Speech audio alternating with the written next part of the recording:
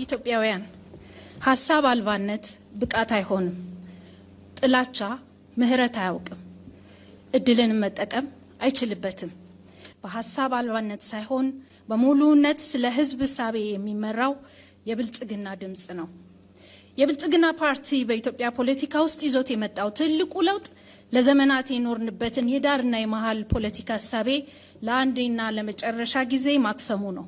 ቀደም ሲል ከሀገራዊ የፖለቲካ መድረክ ተገፍተው አጋር ተብለው ተፈርጀው የነበሩ ህዝቦቻችን ዛሬ በባለቤትነትና በእኩልነት በማሳተፍ እውነተኛ ህብረ ብሔራዊ ፓርቲ መመስረት ችለናል። ይህ በስም ብቻ ሳይሆን በተግባር ያያችሁት የስልጣን የባለቤትነት ሽግግር ነው።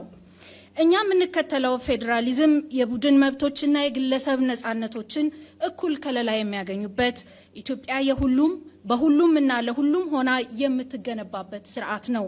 ውድ ኢትዮጵያውያን፣ የህግ የበላይነትና ህገ መንግስታዊነት የፓርቲያችን የጽናት መሰረቶች ናቸው። ከዚህ በፊት በፓርቲ ትዕዛዝ ብቻ ይወሰን የነበረውን የበየነ መንግስታት ግንኙነት ዛሬ በህግና በስርዓት እንዲመራ የበየነ መንግስታት ግንኙነት ስርዓት መወሰኛ አዋጅን በማውጣት መተማመን ላይ የተመሰረተ እንጂ በትዕዛዝ የሚመራ ግንኙነት እንዳይኖር አድርጓል። ሀገራዊ አጀንዳዎች የማንነትና የወሰን ጥያቄዎች በፖለቲካ ሴራ ሳይሆን በህጋዊና በገለልተኛ ተቋማዊ አሰራር ምላሽ እንዲያገኙ ህዝባችን በሰላም ልማቱን እንዲያከናውን አበክረን እየሰራን እንገኛለን። የብልጽግና ጉዟችን በፖለቲካው ብቻ ሳይሆን በኢኮኖሚውም ብዝሃነትን መሰረት ያደረገ ነው። እያንዳንዱ ክልል ያለውን ልዩ ጸጋ በመለየት ብዝሃ ዘርፍ ኢኮኖሚ ስትራቴጂን በመከተል ላይ እንገኛለን።